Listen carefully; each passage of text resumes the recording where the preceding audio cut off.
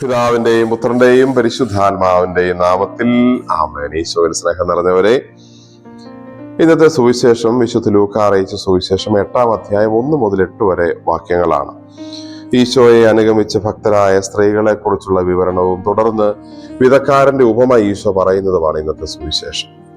ഇന്ന് തിരുസഭയിൽ വളരെ പ്രത്യേകമായി സഭയുടെ നെടുന്തൂണുകൾ എന്നറിയപ്പെടുന്ന വിശുദ്ധ പത്രോസ്, പൗലോസ് ശ്ലീഹന്മാരെ അനുസ്മരിക്കുന്ന ദിവസം കൂടിയാണ്.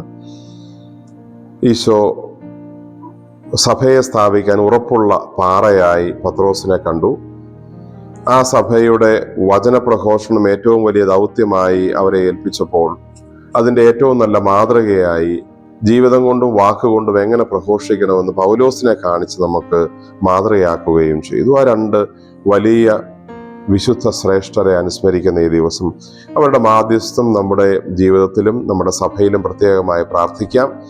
ലോക ജനതയ്ക്കിടയിൽ സുവിശേഷം പ്രഘോഷിക്കാൻ പത്രോസിന്റെ വിശ്വാസ ഉറപ്പും പൗലോസിന്റെ തീക്ഷ്ണതയും നമുക്ക് ഓരോരുത്തർക്കും കിട്ടാനായി പ്രാർത്ഥിക്കാം. പത്രോസ് പാറ പോലെ ഉറപ്പുള്ള വിശ്വാസത്തിന്റെയും പൗലോസ് ആ വിശ്വാസത്തിന്റെ തീക്ഷ്ണതയുള്ള പ്രവർത്തന സാക്ഷ്യത്തിന്റെയും അടയാളമാണ്. രണ്ടും ഇല്ലാതെ വിശ്വാസ ജീവിതം പൂർണ്ണമാവില്ല. ഉറപ്പുള്ള വിശ്വാസവും തീക്ഷ്ണമായ പ്രവർത്തനവും ഇല്ലാതെ നമ്മുടെ വിശ്വാസ ജീവിതം, നമ്മുടെ പ്രഘോഷണ ദൗത്യം പൂർണ്ണമാവില്ല. യാക്കോബ് ശ്ലീഹ പറയുന്നല്ലോ, പ്രവൃത്തിയില്ലാത്ത വിശ്വാസം ചത്തതാണ്.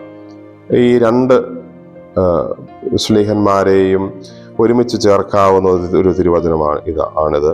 പ്രവൃത്തിയില്ലാത്ത വിശ്വാസം ചത്തതാണ്.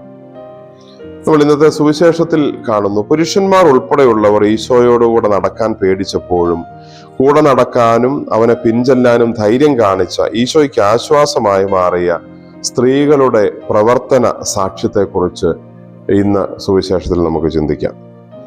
വിശ്വാസ ജീവിതത്തിൽ ഫലമില്ലാതെ പോവുകയല്ല, 30 മേനിയും 60 മേനിയും 100 മേനിയും ഫലം കൊയ്യുന്ന വിശ്വാസ ജീവിതത്തിന്റെ സാക്ഷ്യങ്ങളായി നമ്മുടെ ജീവിതത്തിൽ മാറണമെന്ന്, ആഴമുള്ള വിശ്വാസത്തിന്റെ, ഉറപ്പുള്ള വിശ്വാസത്തിന്റെ അടയാളങ്ങളായി നമ്മുടെ ജീവിതങ്ങൾ മാറണമെന്നും അത് 100, 30, 60 മേനി വിളവുകൾ നൽകണമെന്നും ഇന്നത്തെ സുവിശേഷ ചിന്തയും ഈ ശ്ലീഹന്മാരോട് ചേർത്ത് നമ്മളെ ഓർമ്മിപ്പിക്കുന്നു.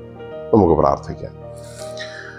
കർത്താവായ ഈശോയെ, ഈ അനുഗ്രഹീത ദിവസം ഞങ്ങൾ അങ്ങേ ആരാധിക്കുന്നു, സ്തുതിക്കുന്നു, നന്ദി പറയുന്നു. പത്രോസ്, പൗലോസ് ശ്ലീഹന്മാരുടെ വിശ്വാസ ഉറപ്പും ജീവിത പ്രഘോഷണ തീക്ഷ്ണതയും ഞങ്ങൾക്ക് ഓരോരുത്തർക്കും നൽകണമേ. ഈശോയിൽ വിശ്വസിച്ച് നിന്ന് സുവിശേഷം പ്രഘോഷിക്കുകയാണ് ഞങ്ങളുടെ കടമയെന്ന് ഓരോ നിമിഷവും ഞങ്ങളുടെ ഹൃദയത്തിൽ അങ്ങ് ബോധ്യമായി ഉറപ്പിക്കണമേ. ഇവരെ പോലെ വിശ്വാസ പ്രഘോഷണ ജീവിതത്തിനു വേണ്ടി ജീവിക്കുമ്പോൾ സഹനങ്ങളും കഷ്ടപ്പാടുകളും ഉണ്ടാകുമ്പോൾ അത് അങ്ങയുടെ മഹത്വത്തിനായി സ്വീകരിക്കുവാനും അതിനെ അങ്ങയുടെ സാക്ഷ്യമായി സമർപ്പിക്കുവാനുമുള്ള വിശ്വാസ ധൈര്യം, ആത്മബലം ഞങ്ങൾക്ക് എല്ലാവർക്കും നൽകുകയും ചെയ്യണമേ. നമ്മുടെ കർത്താവ് ഈശോ മിശിഹായുടെ കൃപയും പിതാവായ ദൈവത്തിന്റെ സ്നേഹവും പരിശുദ്ധാത്മാവിന്റെ സഹവാസവും നാം എല്ലാവരോടും കൂടെ ഉണ്ടായിരിക്കട്ടെ, ഇപ്പോഴും എപ്പോഴും എന്നേക്കും. ആമേൻ. ഈശോ മിശിഹായ്ക്ക് സ്തുതിയായിരിക്കട്ടെ.